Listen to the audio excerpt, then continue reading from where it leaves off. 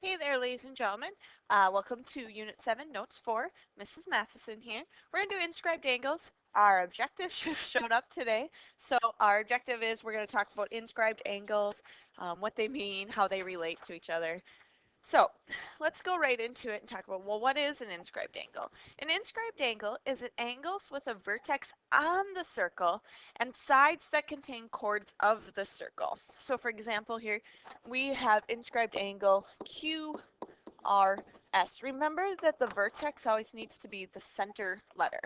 So the vertex is on the circle, and that's going to differ than central angles. So we'll talk about those on the next slide. An intercepted arc is also part with the inscribed angles. It's the arc with the endpoints on the sides of the inscribed angles. So here's an endpoint, here's an endpoint, here's that arc. Okay, so we would say arc QS. Okay, so let's talk about, well, what have we previously learned? So we had central angles, and a central angle is an angle that has its vertex on the center. So vertex on center.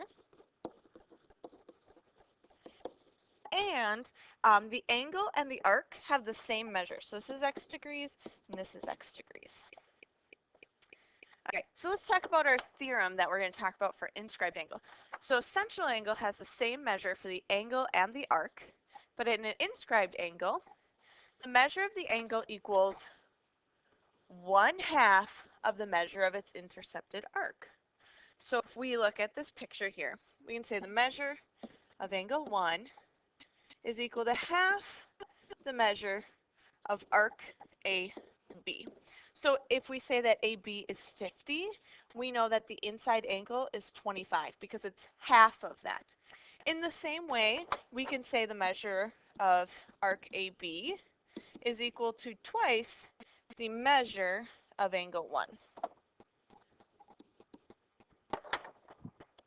Okay, so let's just use that. In this first diagram here, it says find the measure of angle P.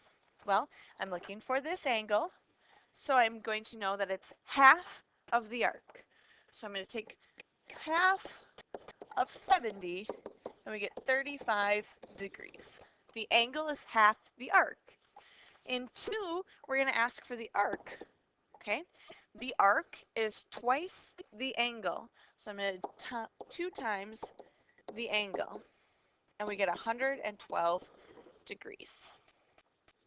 Okay, I want you guys to try 3 and 4. Keep in mind the angle is half of the arc. The arc is twice the angle. Okay, so let's see this next theorem. If 2 inscribed angles of a circle intercept the same arc or congruent arcs, then the angles are congruent. So let's say that we have arc AD.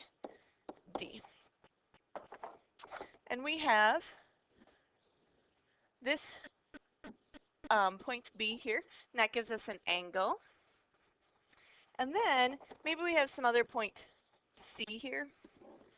And C is also going to have endpoints of AD. So we can say angle B and angle C both intercept arc AD. So angle B is congruent to angle C. So I'm going to mark those with congruence markings. So because they have the same endpoints, the angles have the same measure. So let's use this diagram. It says find the measure of angle T. All right, so angle T and angle U are congruent because they share the same endpoints. So I'm going to set them equal to each other. Setting them equal is going to find me x. Let's minus 2x over and add the 5, so I get x equals 20. But that didn't answer our question. It asked for angle T. So angle T is 3 times x, which is our 20, minus 5. So we get 60 minus 5. So angle T is 55, don't forget a label, of degrees. Okay, using the circle, the same circle, it says the measure of angle S is 3x, And the measure of angle V is x plus 16. Find the measure of angle x. Same idea as for problem 5. You're going to set the two equal, solve for x, and plug that back in. And I'm going to have you guys do that one for me. All right, so let's just touch base on this next theorem here.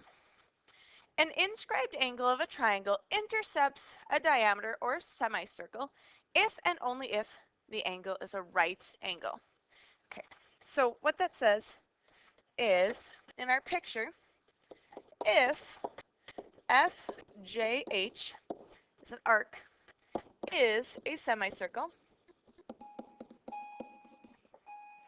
then angle G, that's this one here, is half of 180. So here's our semicircle, so it's got a measure of 180. Well, its endpoints are F and H, which are the endpoints for our vertex. So that makes it half of this, so that makes that a right angle. So the measure of angle G equals 90 degrees. So those are 90 degrees if its endpoints are the semicircle. Okay, I'm going to leave you guys with problem 9. Use what we just talked about in our previous theorem and see if you can come up with x, and then plug that in to find this angle F. Don't forget to go on and take your Schoology quiz.